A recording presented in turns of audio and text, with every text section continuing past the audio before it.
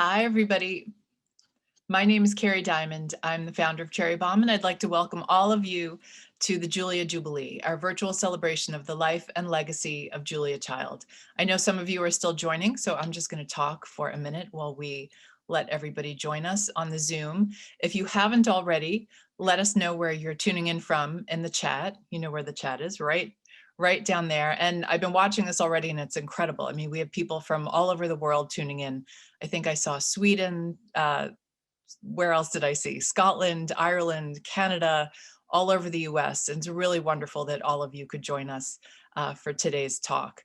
All right, so let's do some housekeeping. We've got a wonderful talk for you. Catherine Baker, the newest member of Cherry Bombe, is going to do the introduction in just a minute. But I want to remind all of you that we will take audience questions at the end. You've got the Q&A box right down there. So if you have questions, put them in the Q&A box, but feel free to chat with each other in the chat. We'll also be sharing some information in the chat throughout the interview.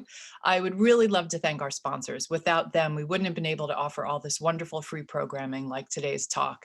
I'd like to thank Kerrygold, Crate & Barrel, Le Creuset, Whole Foods, San Pellegrino, and Co-Brand Fine Wine and Spirits. All right, I think that's it. I think almost everybody is here. The number's still ticking up a little bit. But again, thank you, everyone. This is our 10th Jubilee, which is really hard to believe. We have done 8 in-person Jubilees over the years, and this is our 2nd virtual Jubilee. And it's so wonderful, like I said, to welcome folks from all over the world to join us. So I would like to pass things over to Catherine Baker, and she will walk us through what's to come next. Catherine, are you there? Hi, Catherine. Hi, Carrie. Thank you so much. You're welcome. Welcome, everyone. Bye, everybody. Thank you, everyone, for joining us today for our special event. We appreciate that you've taken the time to spend the next hour with us. As Carrie said, I'm Catherine, the newest member of the Cherry Bombe team, and it's my honor to introduce our guest today. Just yesterday, as Carrie said, we kicked off the Julia Jubilee, which is all about the life and legacy of Julia Child. Our programming this week includes talks, panels, and demos, and we're excited to offer you these free events. As you know, a recent issue of Cherry Bombe was all about Julia. It seems everyone has a Julia story. And like Julia, I too experienced living and cooking in France, and it completely changed my life and philosophy on food. From her love of butter and copper pots to her infectious way of living la bonne vie, Julia has been a daily inspiration for me, as I know she's been for you. If you've not gotten a copy of the issue yet, or would like to view our full Jubilee schedule, you can do so at cherrybombe.com. I know that you've been looking forward to today's conversation. We're going to hear from some amazing guests as they discuss Julia and her famous kitchen. Priya Krishna is a reporter for the New York Times food section and NYT Cooking. She's also the author of the best-selling cookbook, Indianish, and in 2020, she was named to Forbes 30 Under 30 list. Priya has also spoken at many Cherry Bombe Jubilees, and we're so thrilled to welcome her back. Paula J. Johnson is a curator and public historian in the Division of Work and Industry at the Smithsonian's National Museum of American History. She directs the Smithsonian's Food History Project and was one of the curators who collected Julia Child's home kitchen in 2001. Paula led the team that created the current exhibition, Food Transforming the American Table. Please join me in welcoming Priya and Paula. Hi, guys. Priya, I'll let you take it away. Awesome. Thank you so much, Catherine. Hi, Paula. It's so exciting to be here with you. In case you all don't know, I had the opportunity to spend a lot of time with Paula and her team when I did an event at the Smithsonian for my book, Indianish. And it was absolutely wonderful. And I have gotten a chance to peruse Julia Child's kitchen, which is on display in the Smithsonian. And we're here to sort of talk about how that came to be, what it means to display someone's kitchen, and what we can take away from Julia's kitchen that feels applicable to us as home cooks now. So Paula, I think the first thing that we're all really curious to hear about is how did the idea come about for taking Julia's kitchen into the Smithsonian? It's not every day that you transport an entire kitchen into a museum. And how did that conversation go? Sure, absolutely. And just, I want to say how wonderful it is to be here, to see so many people. And I want to thank Carrie and the whole Cherry Bombe team for the invitation. And of course to Priya for engaging in this conversation this afternoon. Priya, we loved having you at the museum a couple years ago. And, you know, we all got your book and we're working our way through it. So it's great to be here with you. But we have to go back about 20 years to talk about collecting the kitchen. At the time in 2001, we were a few years into this food history project at the museum. And by we, I mean my colleagues, Raina Green, Nancy Edwards, John Fleckner, and Steve Velasquez. The five of us were working together on various research projects. And at the time, like a lot of people, you know, academics and journalists and culinary professionals, we were thinking about the big changes that we were seeing in food. And, you know, for us, we realized how our recent history was not well represented yet in the museum's collections. We were actually in the midst of researching the rise of American wine and winemaking, and kept seeing all of these parallel strands to the history of food. So we had this general collecting plan for food that focused on stories, you know, from the second half of the 20th century about these big changes. And they kind of fell into two thematic pots, if you will. The impact of new technologies and the forces that created the food system as we know it, and a range of social and cultural shifts that really influenced so many new ideas about cooking and food and health. So it wasn't a big leap for us when we heard that Julia Child was leaving her home in Cambridge, Massachusetts to return to her home state of California. Several of our colleagues in the food world at that time, the AIWF, the American Institute of Wine and Food in particular, really encouraged us to move quickly on what we were considering, which was to visit Julia and to speak with her about her plans. So we flew to Boston. We'd never been to the Irving Street home, but you know, we felt we'd been in her kitchen, like a lot of other people who watched her last 3 television programs, which were all taped in her Cambridge home. You know, it's hard to describe what came over the 3 of us, Nancy, Raina, and I, as we crossed this very threshold into this 18 by 20 foot room where Julia was standing there. She welcomed us in her warm and wonderfully gracious way. But we felt a spark that I would translate as something like, you know, this seemingly simple room is it, you know, this is the bomb. This was a home kitchen, yes, but it was also so much more: a classroom, a lab, a curated collection of tools and technologies, you know, used by this enormously popular and respected cook and teacher and television star. So suddenly the notion of collecting just a symbolic balloon whisk or a copper bowl or her stand mixer or even the big garland range that you see here just seemed so limiting and limited, sort of superficial and ordinary. The room itself, with all of its parts and pieces, was something incredibly special. So we sat around the table, the kitchen table with Julia, the table where she and her husband Paul and many, many, many family members and friends over the years had enjoyed home-cooked meals. And meals, by the way, that they probably helped prepare, because as we learned, being invited to Julia's for dinner usually meant you would be given an assignment. As you know, for Julia, cooking, like eating, is essentially, you know, a social act.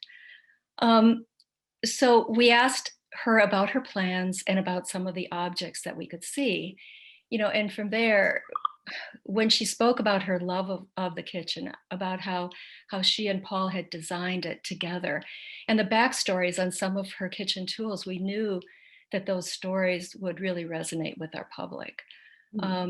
So we talked about the Smithsonian. She was already a fan. For those of you who may know that she did a program called Primordial Soup with the National Air and Space Museum in 1973, which is, just a treasure. But we really had to explain ourselves, about our work to shine a brighter light on food history as an essential part of understanding American history. She understood implicitly what we were talking about. And just to jump in, yeah, please.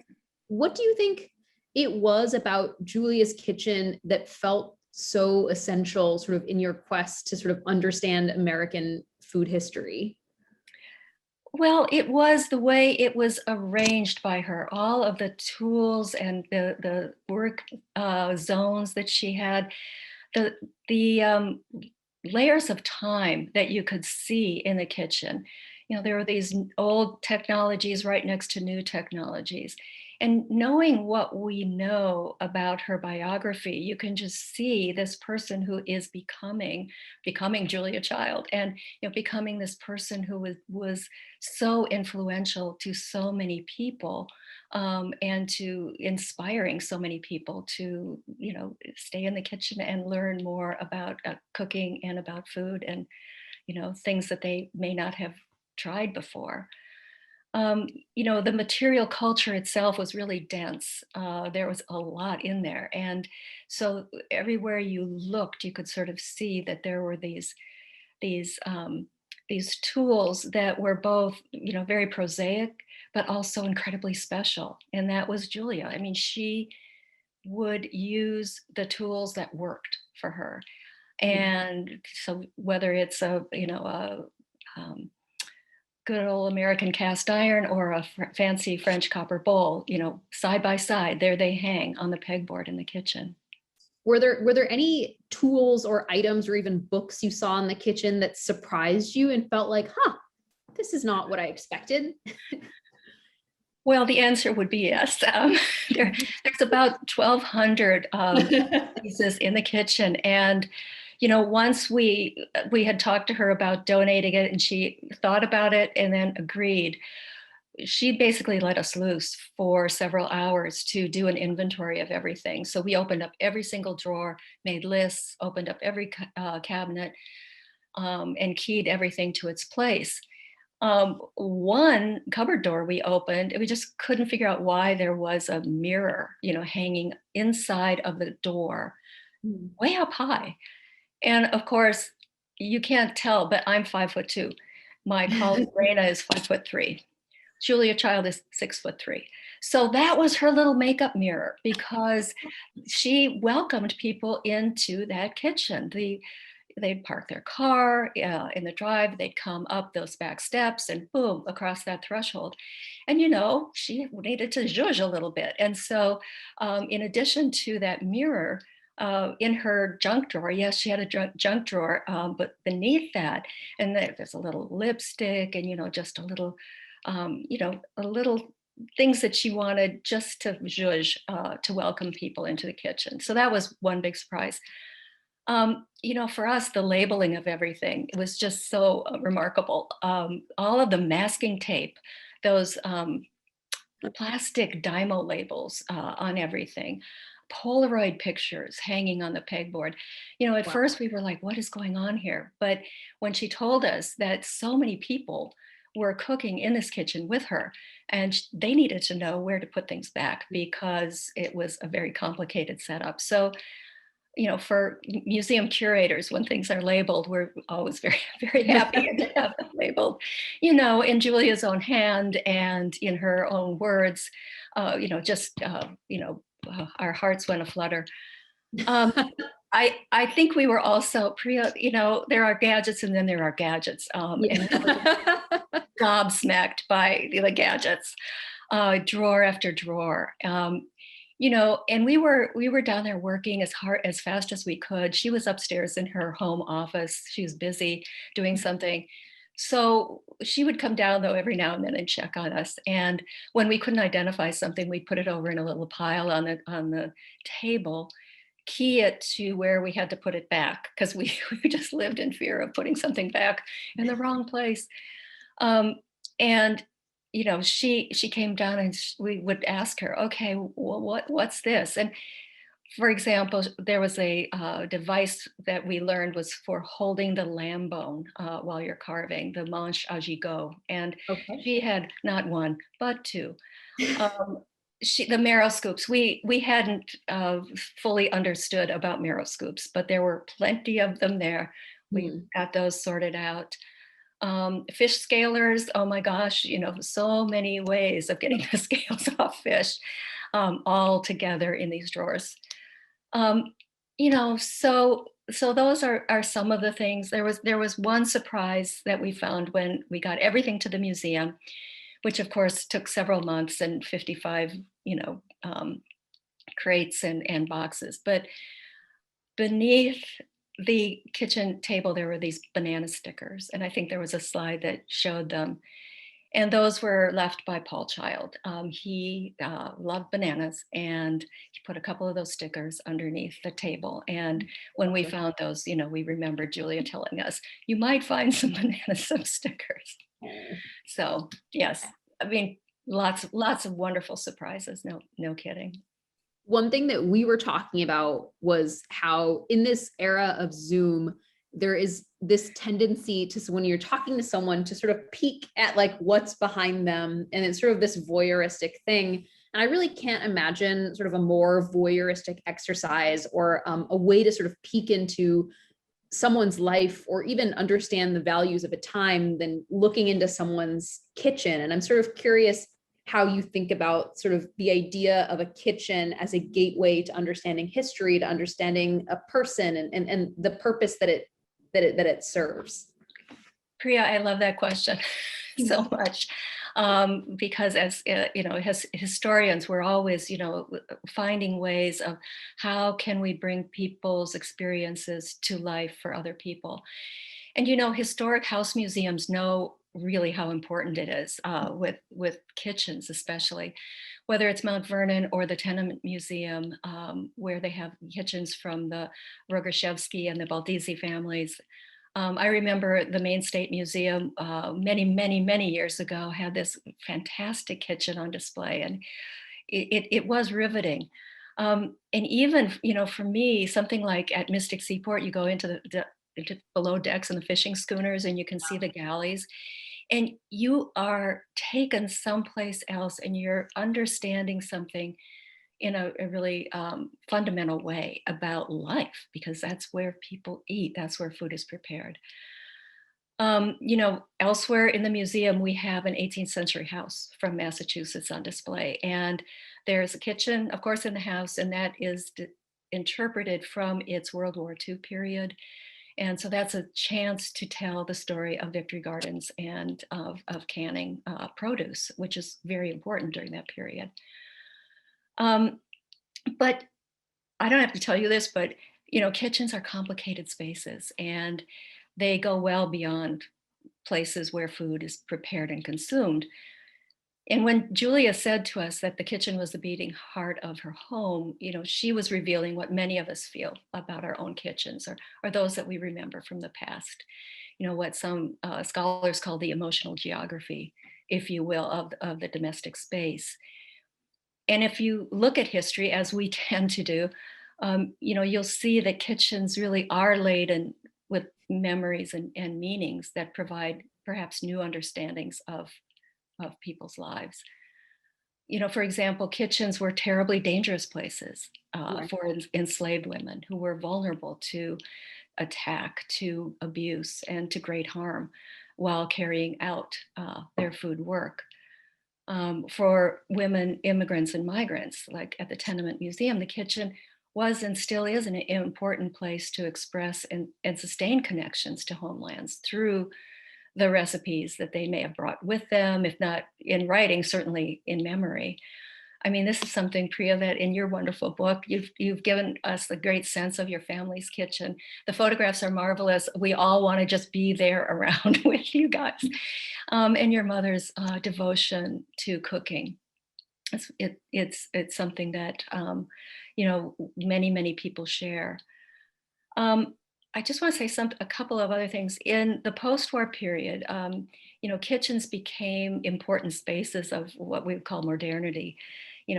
they demonstrated ideas about these labor-saving technologies and efficiencies of design, and the embrace of science and technology in industrialized production of processed and frozen foods.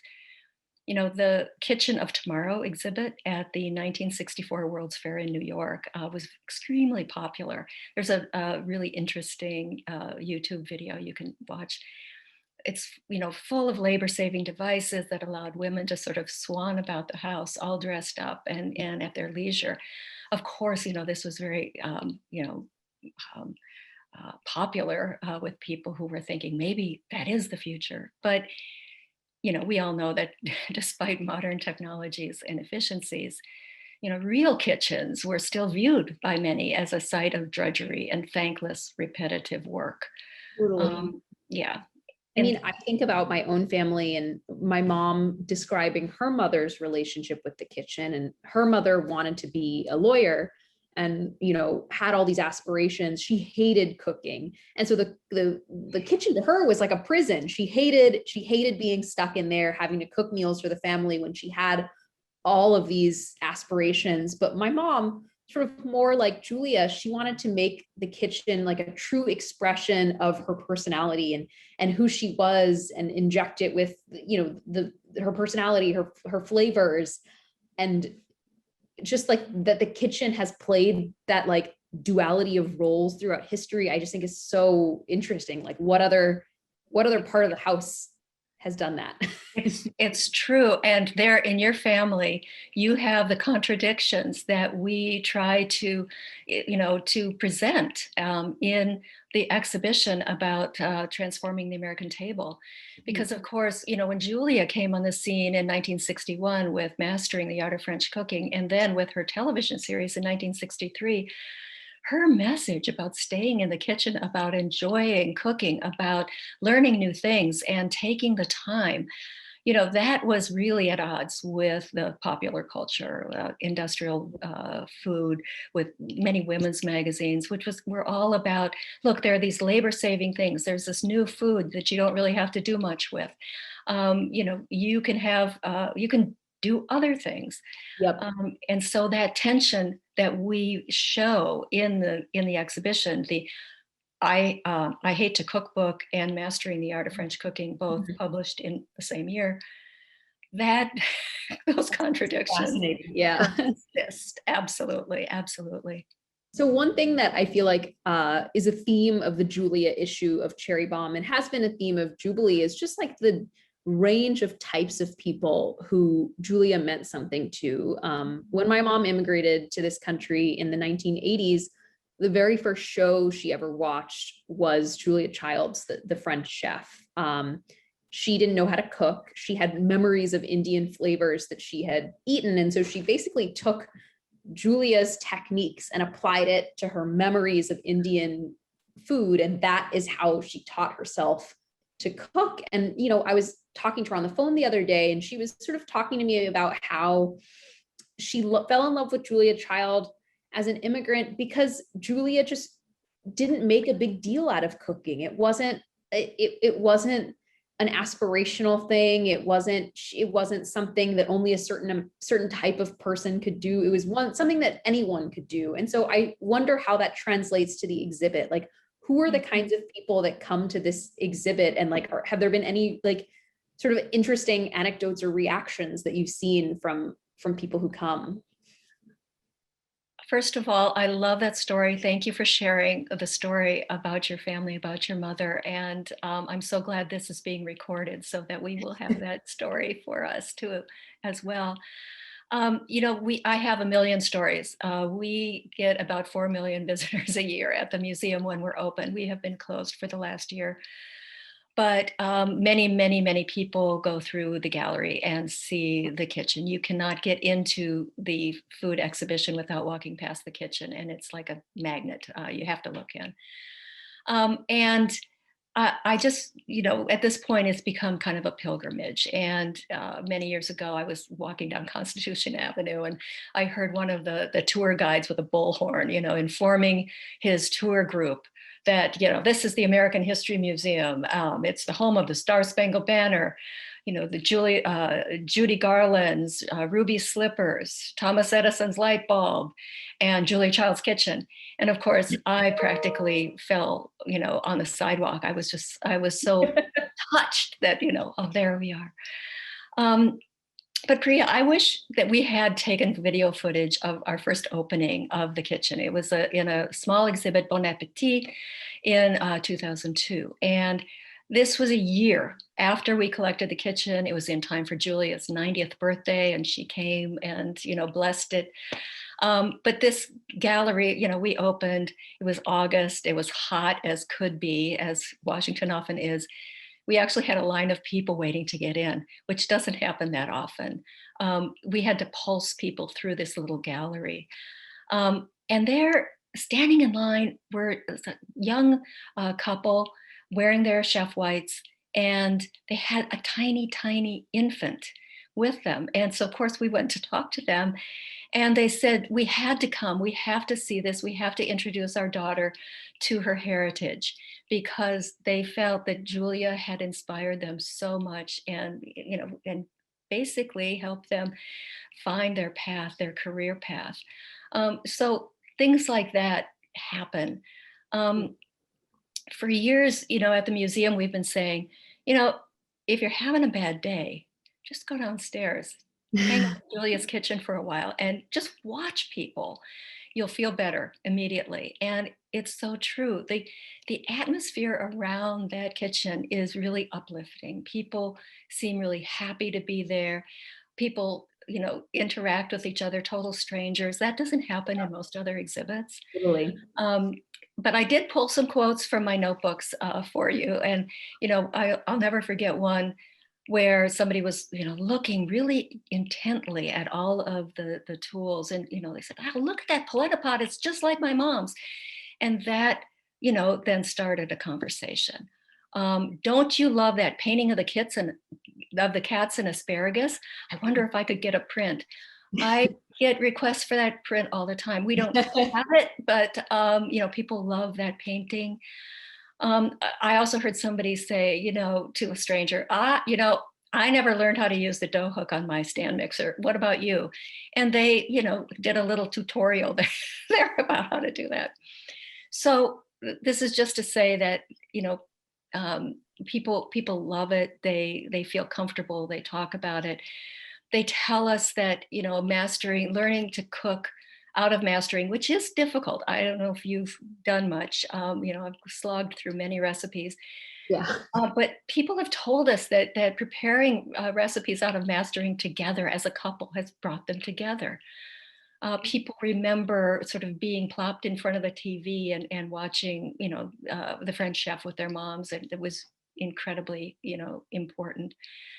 I have two more quick things. One is that chefs come, and many, people, just want to see this kitchen. We had the graduating class from DC Central Kitchen come to the museum a couple years ago, which was incredibly important for us to be able to talk to them about, their new career paths, and they wanted to know more about Julia. Over the years, we've had probably a dozen, I would say, young women, junior high and high school, who have done their National History Day projects around Julia Child. And they come to study the kitchen as part of their research. This is so impressive. They are so, they want to get it right. And they have this fundamental, just love for Julia Child. We have staff members, who have come and told me that she's meant a great deal to them over the years. They share recipes with us, so Julia would be really happy with all of this. I have one more quick story that I've never told. So I threw it in here because I love it so much. And it talks about, Julia and this kitchen and what it can do. A visitor who has now become a friend of mine told me that in 1981-82, she and her then boyfriend, now husband, actually lived in the Irving Street house for 10 months while Julia and Paul were in Provence. She described this house sitting job, and they had to interview for it, and they were invited to lunch, which of course, she said, what's that going to be? All sorts of speculation. It turned out Julia was making hamburgers, which she loved. She was mixing the meat with salt and pepper and a little red wine. Okay. She made one single perfect burger in a saute pan and then cut it in wedges to serve with a little serving of Fritos on the side. That sounds delicious. I know. So, but my friend said that spending that 10 months in Julia's house and in that kitchen, that's how she learned how to cook, just by cooking in Julia's kitchen, because that's where she learned this whole notion of a space for working dough and pastry and for chopping vegetables and for, things that you need at hand, like this photograph that's up right now, you need to grab when you're at the Garland Range. Yep. And, this was something that she had not been taught, and it was revolutionary. Also, Julia's library, she has so many cookbooks that are not on the kitchen shelf. The kitchen shelf is pretty small. But my friend was able to look through Greek food and all of these different cookbooks that Julia had. And that 10 months was transformational for her made a huge impact on her life. So anyway, I just want to tell that story. That's a great story. Thank you for sharing it. I think the other thing about Julia's kitchen that really struck me was that it was not a hyper neat, hyper minimalist. I would say it's a maximalist kitchen, if anything. And I think these days, when you look at Instagram, when you open a lot of glossy food magazines, we're sort of used to seeing these very almost sterile, all white kitchens, very stripped down, very sleek. And I feel just the way that we're taught to cook oftentimes is very aspirational, very Instagrammy. And I think one of the joys for me of walking around Julia's kitchen was I was this is my kitchen. There are things that are mismatched. There is that one stain on that one pan that you can't get off and you've just given up on it. And you're just it's fine. It's just this pan with the stain.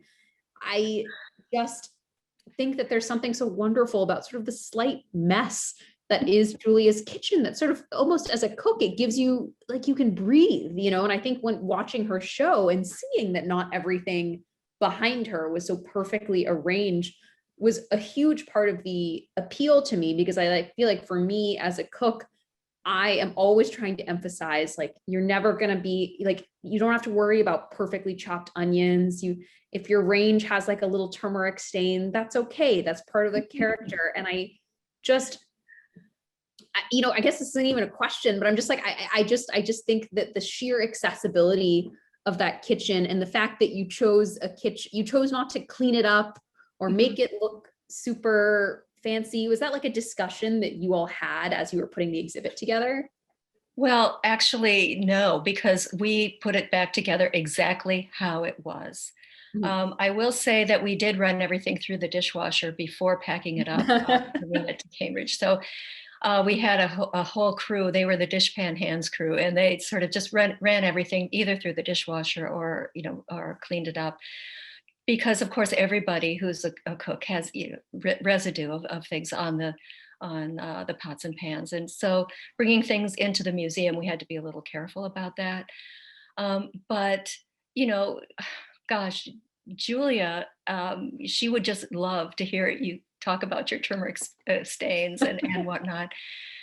For a lot of our visitors, they're just exactly like you, because they say, oh my gosh, it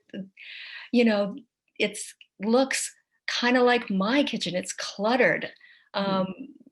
It's kind of refreshing and empowering for people to see that, Julia, just like them, they just have stuff everywhere. their kitchens aren't open concept. They don't have huge islands and immaculately organized pantries and expensive gas ranges and pot fillers and pendant lighting and tiles and backsplashes and all of that stuff. In a sense, so they're saying, if it's good enough for Julia, it's good enough for me too. Exactly. And that is for the cluttered countertops as well as the eat-in table. I mean, that table, it got a lot of wear, and she preferred to have guests, up to as many as she could fit around that table, as opposed to going into the more formal dining room. I was reading an article just a couple days ago about decluttering, because of course we're all supposed to be decluttering our lives so that we can have more peace and calm. And, this phrase was in there: the kitchen is a hot spot for duplicates, and so you should get rid of duplicates. Well, it just, of course, made me laugh thinking about all the fish scalers and everything in Julia's gadget drawers. I mean, decluttering would not have been at all in what she would have wanted to do. And I feel so validated, because I have 6 sets of measuring cups and each one is important. No. Absolutely. The kitchen is exactly as it was when she left in 2001, except for the floor. I think I've told this story before, but we tried to take the linoleum, but there was asbestos in the adhesive. So we basically took a sample and created a pattern, and then we now have paper on the floor, wallpaper, but it is her pattern. Yeah. The other thing is that when we brought everything to the museum, we made ourselves into an exhibition. We found a gallery that had a block of windows, and we just started unpacking in front of the public, and people would stop and just watch and speculate. And we learned from them that they wanted to see everything exactly the way it was in Julia's time. And that gave us just a lot of, I think, justification for creating the room and not just, taking a few things. Okay. But the colors, the layout, she could have updated any number of times, but she told us that that color scheme they chose in 1961, and she never wanted to change it. She and Paul, had many pocket-sized spaces for kitchens when they were living abroad for his work. So they knew exactly what they wanted when they settled in Cambridge. And that's what you see. It's very much, you look at some old photographs from the 1960s, and there's not quite that much clutter, but she's well on her way to what we see, in 2001 when she left. And of course, she didn't feel the need to keep up with anyone or to buy into trendy figures at all. Which is great. I love that. Yeah. So I wanted to switch gears a little bit because, as much as I love Julia Child and I think about, what an impact she had on me and so many people, I think about, all of the amazing chefs and cooks who have had an indelible impact on American food, who don't have exhibits, who don't get, their kitchens displayed in the Smithsonian, and particularly, the non-white chefs and cooks who shaped American food. And I'm really curious, if in your dream world, you could set up another kitchen exhibition in the Smithsonian, is there someone whose kitchen you would love to poke around? I appreciate this question, this hypothetical question. And, if any of my museum colleagues are tuned in, remember, she said it was like my dream world. We have a very severe space shortage at the moment, so it would be extremely difficult to bring in any full room at this point. So remember, this is a dream. Yeah. But first, I want to do a shout out. I want to do a shout out to MoFad, the Museum of Food and Drink in New York. They have on display, unfortunately, they're also closed, but the test kitchen for Ebony magazine in the 1970s. And, this is just an amazing object, amazing artifact, and it has a history that is not as well known as it should be.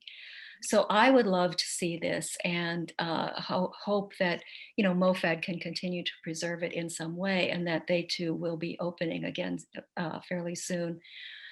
Of course, yeah, when I answer a question, I always go way around it to get to it. Priya, there are some really compelling settings in our museum, and they're not full rooms, but the settings are created with key artifacts that have a lot of power in American history. And, I've been thinking about this. I'd love to be able to expand one of those settings with more objects and layers of the history. The Greensboro lunch counter from the Civil Rights Movement is one incredibly important object that speaks to history and food justice. I think it would be amazing to pair that with the story of someone like Georgia Gilmore, an African-American woman who worked as a cook in Montgomery, Alabama, and who, during the bus boycotts used her culinary skills to feed and fund the resistance. She organized women to prepare meals and baked goods, selling them out of their houses and also at protests and meetings. She lost her job because of her activism and ended up starting a catering business and a home restaurant. So in my mind, I'm thinking we have the lunch counter telling the story of the civil rights movement through these food spaces, the lunch counter and Georgia Gilmore's kitchen or home restaurant, whatever that looked like, I think would be a unique and really memorable way to tell that history. I totally sounds so. I would love to go to that exhibit. Okay. I have also been thinking a little bit more about food spaces, and maybe not only domestic spaces. So a historic Chinese restaurant kitchen from San Francisco, to explore the long history of Chinese food in the United States. And then what about modern food trucks? Yeah, let's bring a truck into the museum, to shine a light on these, really important strands of history that we're kind of living through, the economic conditions, that have been a barrier to entrepreneurs, trying to secure capital for brick and mortar restaurants, or showing a truck as a viable enterprise for immigrants and migrants, young people just starting out, as well as, this is a space for narrow space to be sure, but, for communicating about their culinary traditions and innovative ideas around food, that are just percolating there. And, would this be LA, New York, DC, Detroit, Houston, who knows? But lots of incredible stories could be told. And then my final related thing would be, to really think about a pop-up kitchen. So many were organized to help feed people during the pandemic, or of course during natural disasters like, our friend Jose Andres with World Central Kitchen. That kind of space could address issues of labor, philanthropy, politics, justice, culture, community. So that would be another idea. So I guess I'm throwing these out, but I also just want to say that were we to do something like this, I think we would get a lot of input from people. We would go out to various communities around the country to really talk about what are the essences of food spaces and what are the stories that people think we need to tell. And, this is a way for us to really live the work that we do at the American History Museum, where we are aiming to be the most inclusive and diverse and accessible and relevant history museum in the country. So I think food is always the way to get at all of those things. And, I just love the idea. I literally have the chills. I want all of these exhibits. Okay. Sign me up for all the focus groups. Absolutely. And Priya, that we have a great team with Teresa McCullough, Ashley Rose Young, young scholars who are really breaking new ground in the kind of research they're doing and in the public history programming they're doing. And so, it's an exciting place to be, and to have this kind of energy around food history is really exciting. And we love to hear from people, and we love to share ideas. So we'll be sure to invite you and people who are tuned in.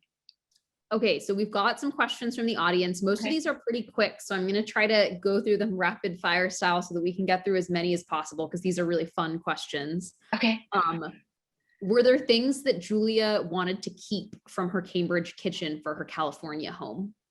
That's a great question, because we were worried that we would be depriving her of what she needed. But she assured us that no, she and Paul had set up their kitchen there. She had been there many, many times. So she pretty much, left everything as it was. There were a few things, and I don't know exactly what they were, that she did give to family members, of course. But she had plenty of gear in her Santa Barbara home as well. I love this question. Is there significance to the time that the clock in the kitchen is set to, which I believe is 12:20? Yes, of course. There's nothing accidental about what we do. That is the time that was on the photograph taken by our Smithsonian photographer when we were just wrapping up, before we started, putting things into crates. That was the time on the clock. And we think of that as that's when Julia's kitchen becomes a people's kitchen. I love that. When you first visited Julia to ask her about, taking maybe some things from her kitchen, did she cook for you? And if so, what did she make? Oh, well, she did not. We had sort of agreed ahead of time that was like, she's busy. We can't take too much of her time. And so when we got there, there was really no expectation. And she had a lunch date already. So, that was fine. That was absolutely fine with us. But I will say that when we did interview her in September of that year, we were doing a video of her explaining different tools and things. There was a pot of veal stew, some sort of delicious smelling, dish that was just kind of simmering on the back burner of the big garland. And we did actually enjoy that meal with Julia. We all went into the formal dining room. But you have to remember that that day was incredibly different from the norm. It was September 11th. And so nobody was going anywhere in Cambridge. And so we stayed the entire day with Julia and enjoyed that fantastic veal stew and bread, crunchy bread, and a salad.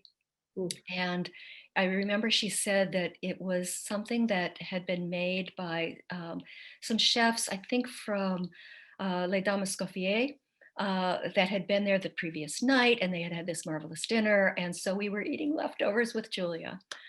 Amazing. Yes. So this is a great question. As you were putting together the exhibit, were there any things or like sort of ways of structuring the kitchen that you saw in Julia's kitchen and then adopted in your own kitchen? Like for me, I'm like, this makeup mirror idea is brilliant. I want to do that in my kitchen. Was there anything like that for you? I'm trying to think. It's been 20 years, but I know that I have a kitchen bookshelf, as well as an office bookshelf behind me. But Julia's bookshelf had all sorts of other things on it that she needed, because again, the kitchen was the room that she spent a lot of time in. And so she had volumes like, bird guides, Bartlett's familiar quotations, how to clean absolutely everything, what to do if something happens to this electrical appliance. And I think I'm not going to, but if I showed you my kitchen bookshelf, it would look a little bit like Julia's. I love this question. You know how in Julie and Julia leaves an offering of butter at the exhibit. Do you ever have people leave offerings, butter or otherwise, at the exhibit? Okay, the thing about Zoom is that you just don't know who's out there and, or anything like that. But I just expect that all of you will promise that you won't do this. Because yes, a few people have left butter, and it's not a great thing to do for the conservation of our artifacts. But there have been just some remarkable, like, weird things. We were having a group of people from Land O'Lakes in for an event, and an hour before they got there, I went in just to check the gallery. Nobody from Land O'Lakes had been there. Went in, somebody had left a Land O'Lakes carton of butter and had signed it, and in the exhibit. And I was like, I mean, but yes, this has happened occasionally. I clean it up, but please, please, please don't do it. That seems like an amazing way to end this conversation. Not leave butter at Julia Child's exhibit. Please, please, please. Leave it at home, cook with it, bake with it. Don't leave it at the exhibit. They don't want it. Right. And enjoy it. Enjoy the butter yourself. Don't leave it for me to have to toss. Julia would want you to enjoy the butter and not leave it at the exhibit. Well, Paula, this was such like an absolute joy. I really can't wait till the exhibit can reopen and we can, I can go back and visit it with renewed appreciation. Thank you so, so much for this conversation. Oh, well, it was my pleasure. Thank you, Priya, and thank you, Cherry Bombe. As you can see, I enjoy talking about Julia. This is a highlight of my Smithsonian career, and I really appreciate everybody tuning in. Here we are on week 58 of Zoom life, and you're here on Friday afternoon. I so appreciate it. Thank you very much.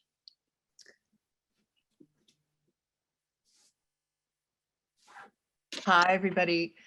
Carrie Diamond from Cherry Bombe again. Priya and Paula, thank you so much. I mean, I don't know if you got a chance to look at the chat, but that was the most wonderful conversation and everyone was so engaged. And I know you two have busy lives, but I think everyone could have listened to you for another hour. And there's so many questions, so many good questions. Paula, we might have to reach out and have you answer those questions for us, and maybe we can post them on our website or something. Absolutely. I did want to mention, got some visual aids.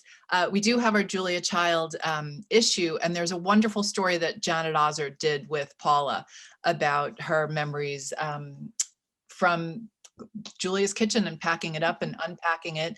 And I think some of you might have picked up on this, but it's the 20th anniversary of the acquisition, which is so amazing. And we're so lucky to have this. And how wonderful that the news broke today that the National Museum of American History is reopening. We're so thrilled about that, Paula. And yes. And someone mentioned in the chat that they would have loved if we could have done this at the museum and done a 360. And that was the original intention when we spoke to Paula many, many, many weeks or months ago about this chat. So hopefully one day we'll be able to do a Cherry Bombe event at the museum. I would love nothing more than that. I hope so too. I hope so too. And everyone, please come visit the museum and the kitchen. Just so everyone knows, what's the opening date? May 21st. We're reopening to the public on a particular schedule. So do take a look at what that will be. This year. Go ahead. Do you, just so people know practically, is it helpful if you're a member of the museum? Is that a way to kind of jump the line? How's the best way to get into the museum? Because I imagine there are a lot of museum lovers anxious to get back in there. We are democratic. Everybody counts. Everybody comes. Please, I think that people may feel a little anxious about traveling from a distance. And so, I don't know what it will be like when we reopen, but, we want everybody to be able to come and, but within, of course, the precautions that we have to take to protect, the visitors and the staff. So. All right. Well, thank you so much, Paula. The kitchen is a national treasure, but you're a national treasure as well. Oh, so thank you. I so appreciate that. Paula, I imagine there are people who are just crazy jealous that you even got to be in the same room as Julia. I know I am. So. Well, I have to tell you, we have what we call Smithsonian moments. And these are these moments when you have to pinch your staff, the person who's next to you, and say, we work at we are so lucky. And this is such a privilege and an honor to work at the Smithsonian. And right now I feel it. And that was certainly the case with collecting the kitchen. And, welcoming Julia to the museum for her 90th birthday. And, she came in, and we don't let anybody walk in that kitchen with the shoes on, but of course Julia could do anything she wanted. And she walked in and she just looked around, and she felt that it was just exactly the way she had left it.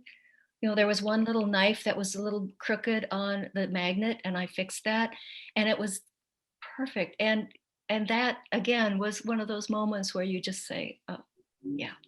Amazing. Yeah. Amazing. Well, I hope we continue the conversation at the Smithsonian. And Paula, thank you again for all your time that you've given to us. Oh. And Priya Krishna, I can't even remember how many Jubilees you've spoken at now, but year after year, Priya has come and spoken at Cherry Bombe, and you are a Cherry Bombe treasure, Priya. And I just wanted to remind people, if you don't own Priya's book, it's fabulous, and it should be on your bookshelf right next to Mastering the Art of French Cooking. So thank you both. Thank you to everyone who tuned in. We had so many people, again, from all over the world. It was so wonderful.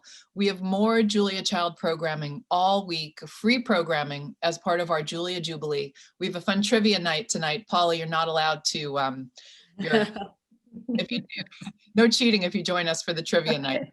Okay. We would love to see all of you tonight. That's at 8 o'clock. And then we've got demos this weekend and more wonderful talks all next week. You can find the schedule at cherrybombe.com. I'd also like to thank our sponsors again for making all of this programming free. We've got Whole Foods, Crate and Barrel, Le Creuset, Kerrygold, Co-Brand, and San Pellegrino. And I'm sure Kerrygold was disappointed, Paula, to hear you say, don't bring butter to the exhibit, but that is one of the takeaways, folks. Don't bring butter. Leave it in your kitchen, cook with it as Julia would have liked you to Yeah. do. All right. Have a wonderful afternoon, everyone. Wonderful Friday and weekend. Thank you, everyone. Bye. Thank you. Bye.